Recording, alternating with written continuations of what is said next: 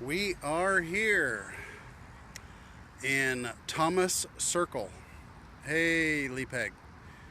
We are in Thomas Circle, and it is indeed a traffic circle in Washington, D.C.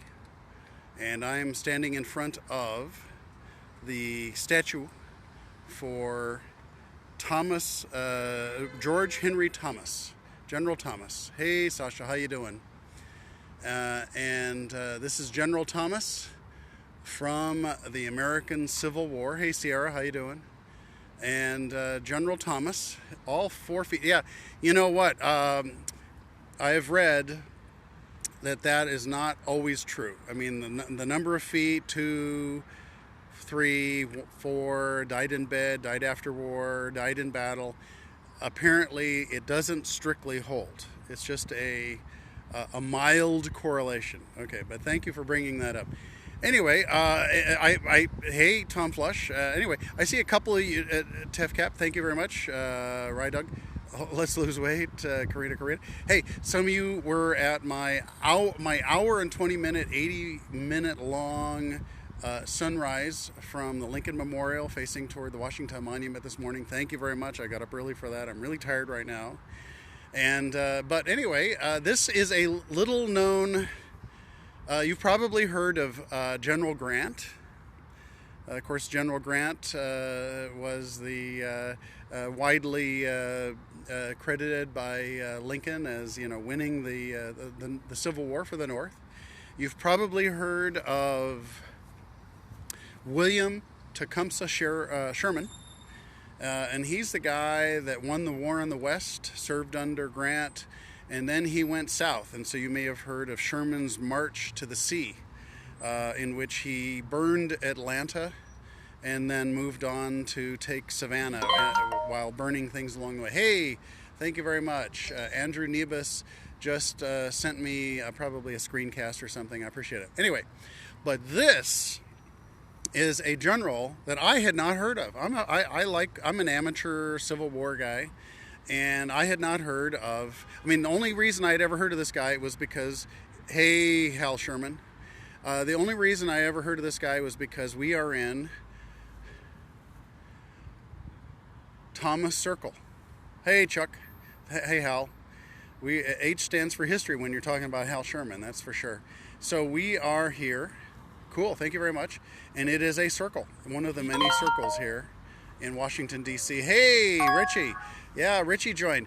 Richie gave a series of excellent periscopes from Key West. I love Key West. My dad was a Navy guy. I grew up there, and he went there on his 20-something anniversary. Anyway, okay, back to the subject at hand. This is General Thomas, and he is a very, very interesting character, and I've actually spent. There's a poolside bar right over there at the Washington Plaza Hotel. My wife is waiting for me over there, and so I actually was going to do this periscope yesterday, but it just was hot and humid, and we were tired. And today, I read some more about General Thomas, and I'm going to tell you about General Thomas in just a moment. The sun is sort of setting here. Hey, Mr. Drone, can you see? There you go. Major General George H. H stands for Henry. And you can't really make it out, but it says San Francisco, and it has the date of his death, 1878 or 9. It's actually kind of worn. And I'm really skipping around here because I'm just going to say whatever. I've read a bunch of stuff about this guy in the last 24 hours, and I'm just going to tell you that he died. He was like the commander of the Presidio in San Francisco, and he used to be a professor, I think, at West Point, and he drummed John Schofield, another Northern commander. Superb, thank you so much. Out of West Point, and they had a feud that went for years and years and years. And so he actually died writing a reply to John Schofield, who had written that he's a terrible general. In fact, he was not a terrible general. historians have been very kind to Thomas. However, there are a number of reasons why we've not heard of General George Henry Thomas. Now, and I'll list them. I think there's three major reasons. I've tried to do a little bit of synthesis here. Hey, Willow. And the first thing is that he was, on one hand, I mean, he won a number of battles. One of the battles he is most famous for was actually the South one, but he retreated in such an organized and determined fashion that the Battle of Chickamauga, the South lost 18,000 men and the North lost 16,000 men, and the South claimed, hey, thank you very much, Mr. Dome. The South won that battle, but the way in which the North lost was enormously good for, well, I guess it's actually good isn't quite the right word, but it was a credit to his. He was, and later on at Nashville, where he did win, he was called the Sledge of Nashville. So there's just this reputation for being, very a steadfast, resolute. In fact, earlier today, I was up on there's a bar and a swimming pool right up there, and I was sitting right up there, and I took a couple of pictures of this traffic circle that we're in, and I zoomed in on his face, and it is the most resolute and stern face of any of the figures that I have seen on horseback here in Washington, D.C. Of course, we're in Washington, D.C., so you're going to hear lots of... Okay, anyway, where were we? Yes, I'm going to tell you about about General Thomas. Okay. General Thomas... okay, all right. General Thomas had family in Virginia, and as was the case, hey, looking at the face right now, yeah. If you search backward, hey Jimmy, if you search backward on Twitter, I'm Wareflow, Wareflo, no W at the end. You will find pictures. I was up there, and I zoomed in, so you can, on his face, and the guy eats nails for a living. That's what the face says. Okay. Anyway, so his family, great thanks. His family is in Virginia, and people's sympathy during the Civil War was very torn, and he could have become like a top Virginia general, and he turned it down and came up north. In fact, if you look at like the 36 major folks who he served with, or cadets that graduated, a slight majority of them actually went south. Okay, so he was in the minority. He went with the North, and his family, his blood relatives in Virginia, turned his painting to the wall, never spoke to him again, and even when he died in 1870 in San Francisco, as I was talking about earlier, yeah, right, they did not come to his funeral. They did not come to his funeral. So now, as I mentioned earlier, hey, Eduardo, he is considered by his Civil War military historians to be the third best Civil War Northern general, after General Grant, and after William Tecumseh Sheridan. Yeah, right. And his name is Thomas, and I had never heard of the guy. The only reason I ever heard of this guy is because I drive around this circle. And it's Thomas Circle. And finally I said, who is this guy? So I've looked him up. Okay. First of all, very interesting. He had back problems. And because of these back problems, he was slow moving. And because he was slow moving, people thought he was slow mentally, and that it was not true. He was a very, very smart person. And so, second of all, when he took over as an educator for the military institution that he was an educator at, they had these old horses, and they were old nags, and he told all of the cadets that they needed to slow down and walk them slow. And so he became called Slow Thomas, was his nickname, and that kind of stuck with him. But the major reason that we don't know as much about General Thomas as many other generals from both the South and the North in the Civil War, is that he destroyed all of his personal papers, and he said he didn't want any eyes prying into his life, because what was happening was that all these generals were writing these autobiographies in which they were burnishing their exploits and excusing themselves. And he was a very honorable person. In fact, he turned down a number of commissions and promotions because he felt he did not deserve them, because he did not want to play politics. And he was well liked by his troops. Well, I'm going to walk around now. I'm not sure if you can see. Yeah, there's his picture right there. That is a picture. Kind of zooming in here. It's on my phone. That's about as best as I can do, right there. Like many Civil War generals, he had a beard. Okay, cool. Thank you very much. This Jimmy Vanagan guy who just wrote cool, he paints black and white Civil War generals. Is that wild? This is getting very meta here. It's so you can take a picture of my Periscope and he can paint. Maybe I'll do a Periscope of a black and white photo. Pruning the apple tree, no commentary. Okay, so now let's walk around here and take a look at some of the symbolism here. And we are, first of all, I remember this. And you too, thank you very much. Take a look at the horse.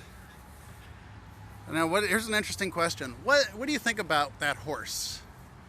Is there something interesting about that horse? Anybody want to make a comment? Anything, and besides the fact that that horse has 4 legs down, what's interesting about that horse? What's kind of unusual? Anybody want to make a comment? Okay. Well, first of all, notice that its mouth is open, kind of like, flaring in the wind. And second of all, look at the tail. The tail is being blown back, okay? The tail is being blown back, that's right. So this symbolizes the fact that Thomas lived heading into headwinds. So he faced adversity. The winds of adversity blew against him, and he was stalwart. And that was kind of what he was. It wasn't so much that he was this dynamic, strategic person who made incredibly risky and successful moves. It's more that the enemy, like waves, broke upon the rock, and he was the rock, and he inspired his troops. So that's the symbolism of the way the wind is blowing. Okay, so now let's walk around to the other side. I think that star right there, that star is, by the way, look, I bought this book. I'm reading about monuments and memorials in Washington, D.C., so to learn about this stuff. Okay, I think that's like the northern, a symbol of the Northern Star, and there's a wreath there. Anyway, we're going to walk around the corner. And it's kind of hot and humid here, so I'm really kind of happy to be on the shade there. So the sun, the statue is still in the sun. And let's see what it says over here. Let us see this. Now you can't really see this very well, but I'll read it out loud to you. Oh yes, I read about this in the book. Erected by his comrades of the Society of the Army, excuse me, of the Cumberland. So Cumberland, that's I think a reference to the Cumberland in Maryland. I imagine they had military societies. Look at this, it's interesting. The star is missing, I think, or not. I'm not sure. There's like a little acorn right there. Hey Tim, how you doing? There's an acorn, but then look at the bolts. So I don't know what's going on there. Okay, we're going to continue on around here. Now look at this. There used to be something here. A lot of these statues had little mini statues. So like, for example, earlier today I was at the William Tecumseh Sherman and Memorial, which is sorry, very similar Boy, frog in my throat. And there were statues like this of infantrymen. So there was one here, there was one there, and they're gone. It's interesting. I'd love to know what the deal was. Why are these missing? Were they damaged, taken away, whatever? Anyway, I guess what is it I want to say about General Thomas from my reading? He did his duty. He was an honorable guy. He did not want to get involved in politics. He turned down promotions because he felt he didn't deserve them. He retreated in such a way as to preserve a great number of men for fighting further in the future. And so even though he technically lost the Battle of Chickamauga, he lost fewer men. And so now I'm going to look in my little book here to see what I've missed here. And okay, on a windy September day in 1863, Major General George H. Thomas sat on his horse atop Snodgrass Hill, defiantly staring down at the menacing army of Tennessee gathering below him. Much of the Union forces under Major General William Rosecrans had already been scattered, beaten back by repeated Confederate assaults. Like Stonewall Jackson 2 years earlier at First Bull Run, Thomas stood cool and confident in the face of danger. But unlike Jackson, who was able to hold out against an encroaching enemy until reinforcements arrived, Thomas's stand at Chickamauga Creek in Georgia did not end in victory for his side. He was finally forced to withdraw, ceding his position to Confederate General Braxton Bragg. But his courage and tenacity did manage to avoid a complete rout by the South and earned him the command of the Army of the Cumberland and the moniker the Rock of Chickamauga. Although the engagement officially ended in a Confederate victory, Southern forces suffered slightly more casualties, about 18,000 to the Northern 16,000. In the 1890s, the site of the battle was made into a national military park. Well, that's all about it. Hey, Pappy, how you doing? And now, I think I'm going to show you kind of an interesting juxtaposition. So here we are. This is a forgotten Northern Civil War general. Although every day, thousands of people, including myself, flow around this circle, which is called Thomas Circle. And across the way is the Plaza Hotel. The Washington Plaza Hotel. And the Washington Plaza Hotel is a little bit of Miami Beach in Washington, D.C. There's a pool, and my wife is waiting, and so I'm just going to walk over there.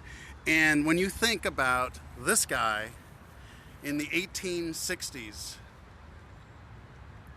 and then you think about folks having cosmopolitans around the pool across the way and not knowing who General Thomas was, and maybe not even knowing what this circle is kind of it's pretty remarkable juxtaposition. So let's go walk inside while you hold in your mind a memory of what I described, that ability of someone to lose but win, to refuse promotions, to destroy his personal papers because he did not want prying eyes, while other generals were burnishing their reputations. And now we'll walk over here to the Washington Plaza Hotel. Hey, thank you very much. Thank you so much. Thank you so much, Jimmy. Love your stuff too. You're doing great stuff there. Lewis and Clark, the confluence of all kinds of important rivers, springs, and so forth.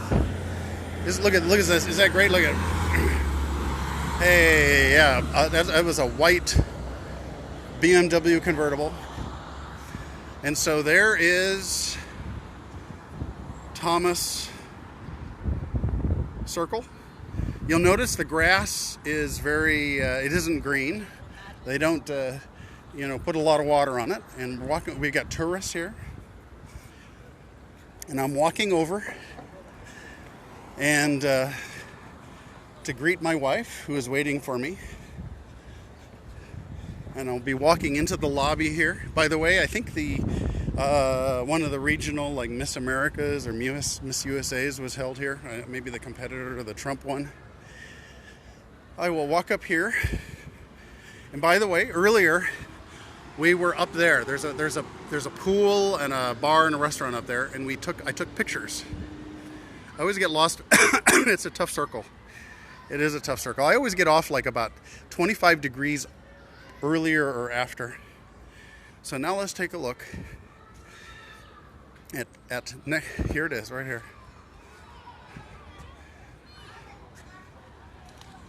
So General Thomas Circle is just a couple hundred feet away from this, and it's pleasant. It's a very pleasant place, and then we're going to go inside.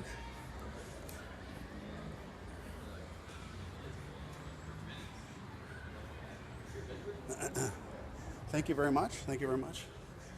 And there's some great fish. I got to show you these fish first.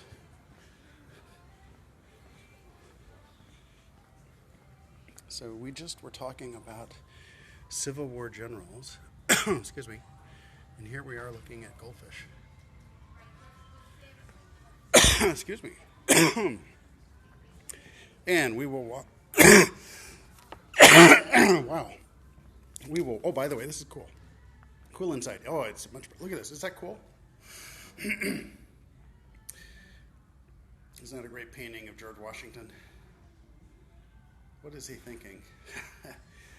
So, we will head out over here.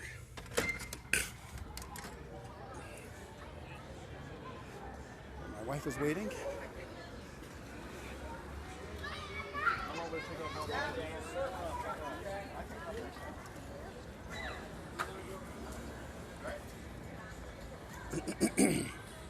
Hello, dear. It was good, excellent. We had a bunch of people show up. Hello, how you doing? And okay, all right. Let's. I'm going to flip it around now. Hey, thank you very much. Check out my future tours of the memorials and monuments of Washington, D.C. on Periscope. And thank you, Jimmy, for showing up. Hal, H stands for history. Talk to you later. Bye-bye.